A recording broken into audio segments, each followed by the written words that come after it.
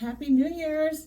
Welcome to Youz A Lie, where we discuss important topics in our community that are stopping us from healing. Because if we can't tell the truth, you surely can't heal a lie. My name is Sarah Woodson, and I'm going to be your host today. I am so excited to be in the new year. I hope that this year for all of you is productive, prosperous, and progressive, because that's what we want. We want to move the needle. We want change. We want to live magnificent lives. And I'm excited about having these candid conversations. So just to give you a little bit of background, for the last couple of weeks, I've been thinking about starting a podcast for a while, but for the last couple of weeks, I've been putting different little feelers out on my Facebook, just to kind of see, what would people say? How would they respond? And honey, okay, the biggest one that I got the most feedback from was a post that said, I'm not going 50-50 with a man. I'm going to talk to the fellas. But my very first episode is men that we're leaving behind in 2024. And I will tell you that I really put some thought into this. So I'm going to go through the men that we are leaving behind in 2024, because the whole thing is, and I'm 41. I have never had an issue sharing my age because I look damn good. And luckily, I'm just aging like fine wine. And that's what happens when you drink your water, mind your business, and don't do too many things to your face. You age well. And so many Black women my age are aging well. And so toast to us, watermelon poppy. If you guys haven't tried this, you should. All last year, I was really on a health kick, and I wouldn't call it a kick. I was just really focused on less alcohol, not processed foods, because I never really eat processed food. I like cooking my food, but smaller portion sizes, getting in the gym, working out. And I lost 27 pounds last year, and I am definitely going to be doing that again this year, honey. So just you wait and see, okay? Y'all gonna have to tell me to stop. So first of all, cheers, Happy New Year's. And let's go ahead and get right into it. So women, ladies of all ages, I would meet men that would have money, and I would meet men that were kind. And then I would meet men that would have money and they were very stingy. So I think when women are looking for men to provide them financial stability, it's extremely important that you understand exactly what it is that you're looking for. Because just because a man has money does not mean he will share it with you. And I will tell you that because I have experienced it. And I've had friends that are out here looking for a man with money, at the most fanciest hotels, drinking the fanciest champagne, and they're looking for a man with money. And then they get this man, and he knows, men know when you're being a gold digger. So they're not going to share with you. And who wants a stingy man? So number one, the number one man that you have to leave behind in 2024 is a stingy man. And when they're stingy, because they're stingy with their mothers, they're stingy with their family members. They're always, checking everything and how much does this cost? And there's a difference between being physically responsible and stingy. So we got to leave them. We have to leave them. Let them go find some woman that doesn't require kindness. And what kind of woman wants a man that's not kind? And I have seen this, and I truly believe this. Men that are stingy with their pockets, they can also be stingy with their time. They can be emotionally unavailable, so they can be stingy in that manner. They can also be sexually stingy, they just want to have sex when they want to have sex. They can be stingy with how much they share with you. And also, I think stinginess is also a characteristic that speaks to a mindset of scarcity versus a mindset of prosperity. So number one man that we have got to leave in 2024, ladies, and whether if you're a young lady or an old lady, is a stingy man. So let me tell you a quick story. Okay, so he calls me up and okay, so we're talking about like spinning the block, right? And Stingy Man. So he calls me up and of course like a couple of hours to catch up with someone that I, was on and off with for many years and had a real true friendship. That's the other thing, like I genuinely have the ability to build real friendships with men. So, this is on and off for a couple years, whatever. And he brings up, and I told him, well, I'm not going 50-50. And of course he's like, yeah, you shouldn't have to, et cetera, et cetera, et cetera. Exactly, because I know that. Then I was like, because you were very stingy, and he had a lot of money. Okay, when I say a lot of money, he had a lot of money. Okay, a straight up D-boy. So, but he was stingy, and he was only kind when he wanted to be kind, and I would tolerate that because I really wasn't with him or trying to get any money out of him. So it wasn't a big deal.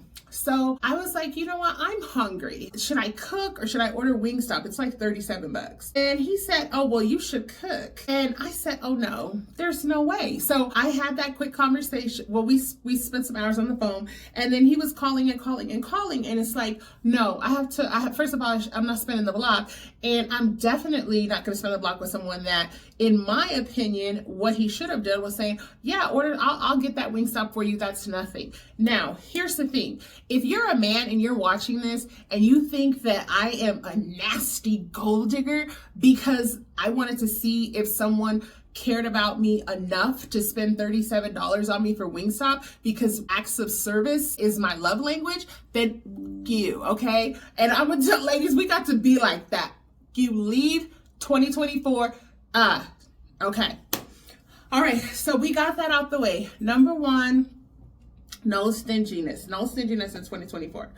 Now, this is number two. And I find this to be quite hilarious that there are really a group of Black men that genuinely do not like Black women. Ladies, you know who they are. They were in my comments so quick, honey, that I was like, and they were telling me that I'm a two. Me too? Okay, but okay. But I'm just like, wow, look at how they're reflecting. And there's like no growth or maturity. Clearly, when we're talking about going 50-50, there's levels to that. So the basic level is just like dating. You know what I mean? Like, you should be willing to pay for the majority of the dates that you go out on with a woman. That's just common practice across every country in the whole world, like every continent. So what are we talking about here? So now you're saying that I am not worthy of you paying for the majority of dates that we go on? So now I'm starting to think, well, damn, did their father abandon their mother and put her in a situation where she always had to financially carry the burden, and then in return she couldn't be the soft mother that they needed because she had to be their mother, their father, their psychiatrist, their therapist, their football coach, a lot of the things that Black women have to do that they cannot do well, but they're trying to balance all this because they're single. And so I'm just looking at this and I'm like, damn, they really are coming for me. And it's very much so just about Black women. So a Black woman cannot say that she doesn't want to go 50-50. Now that's just dating. Okay, now let's say we're living together. We're living in our apartment together. You're the man. Like, you should be responsible for the largest bill in the apartment. There's nothing wrong with the woman taking care of the small stuff, but in every culture, in every ethnicity, all around the world, these are the standards that men and women live by. And here's the thing, I've been saying this from ever, I've always said, and there's friends that will testify to this, don't call me an independent woman. Anything that I'm doing without the help of a man, I'm only doing it because I have to. Please come help me. Open the door, pay that bill, fix the car, drive somewhere. I don't even want to drive. Like the majority of my marriage, I didn't drive. Passenger princess, honey. And I like it that way. Now, if you're the woman that's like, oh, I don't want to do that. I don't want to do this. Okay, good for you then. Deal with stingy men and deal with men that don't like black women. So that is what I want to say. Watch how men are responding and watch what they're saying about black women. Watch what they're saying about their mothers. And you don't want to bring that kind of toxicity into your life in 2025. Leave him in the past. If he always has something bad to say about black women, if he is always negative about black women, if he doesn't have a good relationship with his black mother, if every time you see him, he's with a woman that is not black, honey, he does not like black women, and there are so many fine men out here that do. So leave them behind, leave them behind. All right, now this one, I have to take a sip on this one because this is the first time I tried this flavor. It's really good. It's watermelon. Okay, this one is to me the most important out of all of them. A man that is spiritually disconnected. And what that means is that he's just not God-fearing. And you're like, what does God-fearing mean? You know when a man is God-fearing based on how he treats strangers, based on how he treats you, based on how he treats his family, based on how he talks about God in general. And I don't mean someone that's going to church every single week or every single Sunday, which there's nothing wrong with that because I grew up and was raised in church, sang in the choir, all that. Actually met my ex-husband coming from church. So I think church is one of the best things. Now, we're a generation of people that have exited the church. Like our children have not been raised in church the way we were, but that's because the grandmas aren't the way our grandmas were, etc. That's a whole different topic.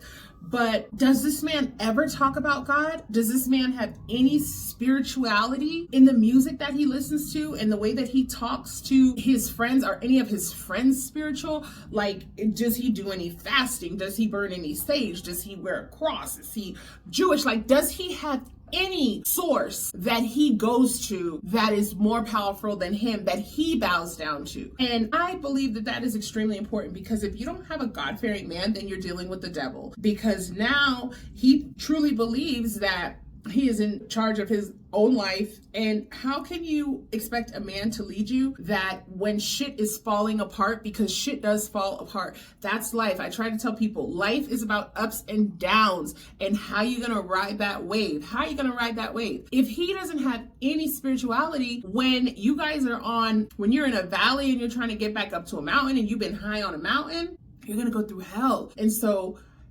please, if he is not God-fearing, if he doesn't even attempt to maybe say grace when he eats or, does a rosary cross or something, leave him. Leave him in 2024. Leave him in 2024. Having God in your life is one of the most powerful things a person can do. And, if you're on here and you're listening and you're atheist, well, if you don't believe that there's any God, then why do you need to say that you're atheist? And I am not a person that has to subscribe to, well, it has to be Christianity, or it has to be Judaism, or it has to be Catholicism, or it has to be Muslim, or it has to be, I don't care about that.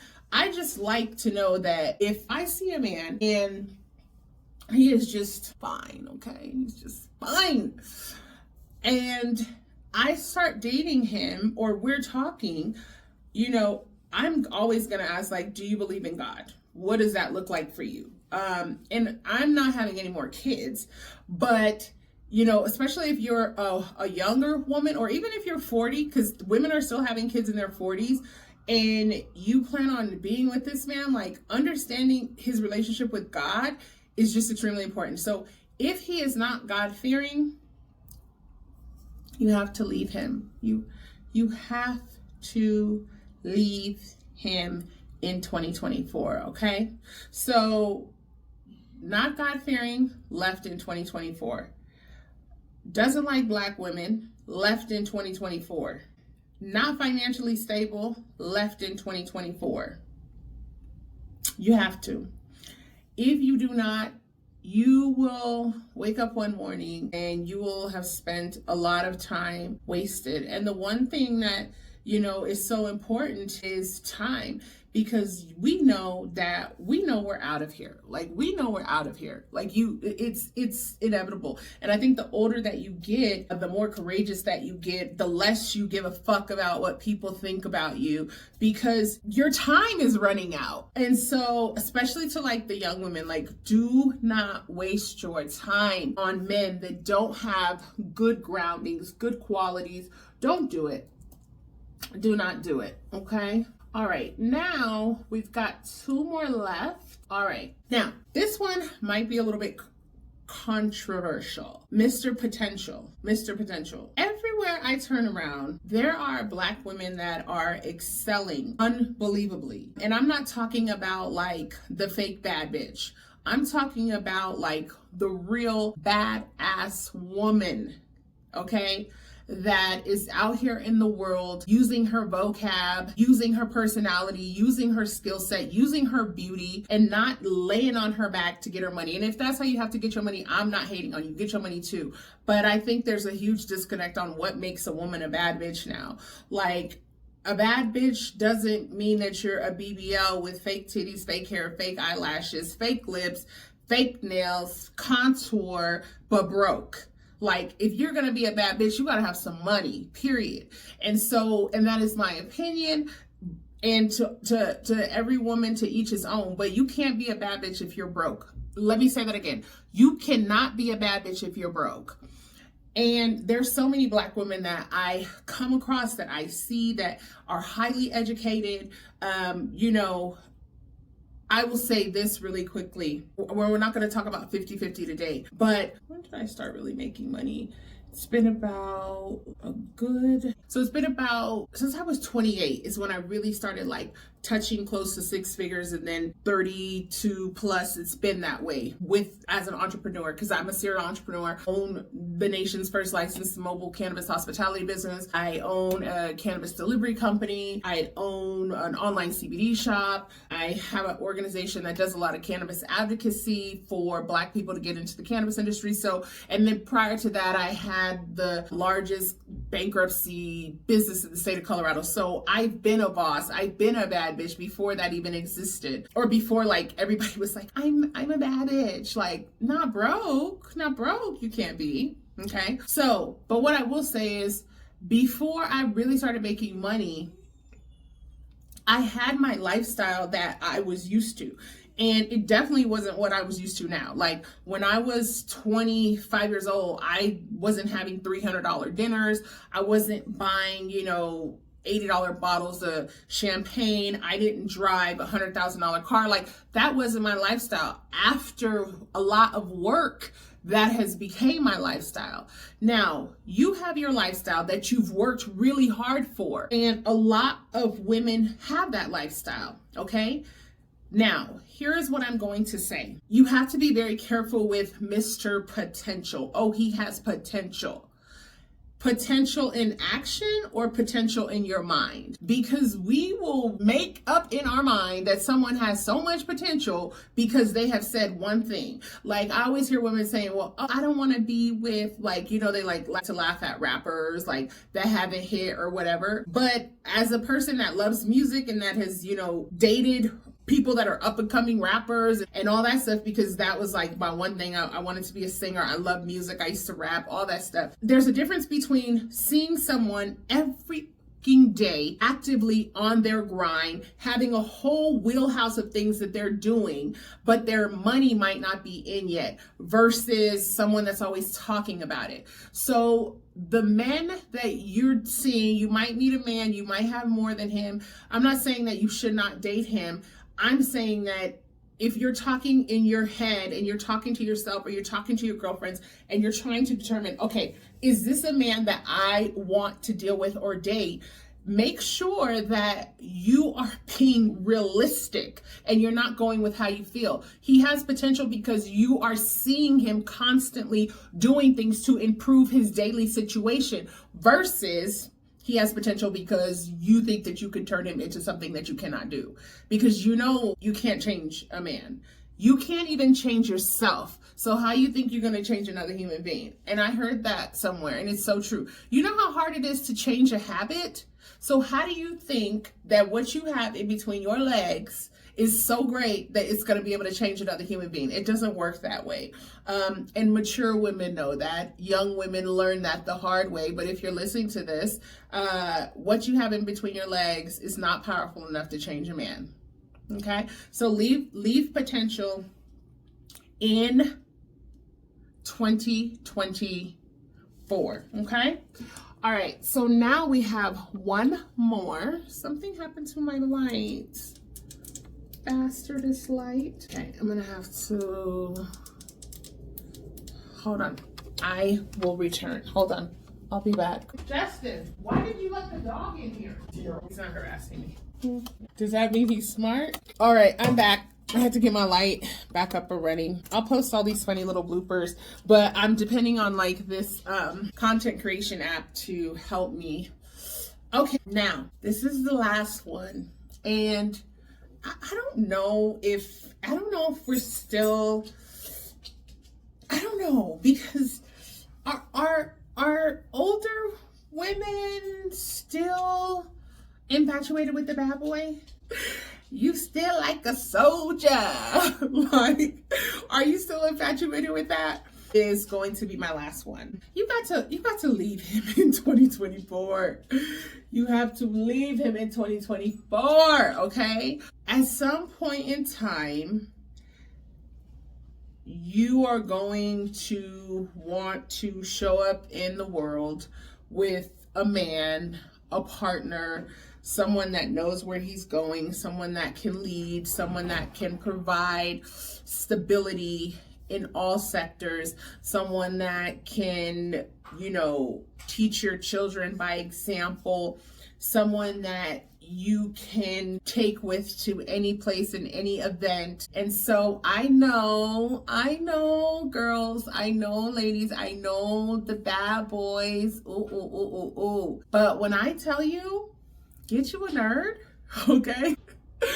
Sometimes you can find like a balance, you can find like a reformed bad boy, but typically they're like bikers or like something like that, right? They're like, they leave from one gang and they go to another gang. Like, get you a professional man, and they might be hard to come by, but as long as you're moving through and you're doing the things that are going to make you the best version of yourself, people are like Sierra's prayer. I would take fucking Russell Wilson any day over Future. Even when Sierra got with him, I was like, what? Why is Sierra with Future? And so I think that it's just really important that when you're talking about like looking for a man, you want a man of value, and not only value with money, but value with substance, value with spirituality, value with leadership, value with God, value with kindness. Okay, so we are leaving anything that does not serve us in 2024. Your vagina may have to suffer a little, it may, because there's a guy on Facebook that he's always talking about, he puts down good dick and he only does 80-20. And I told him, well, you need to come on this podcast so I can interview you and you can tell me about this good dick you have that only does 80-20.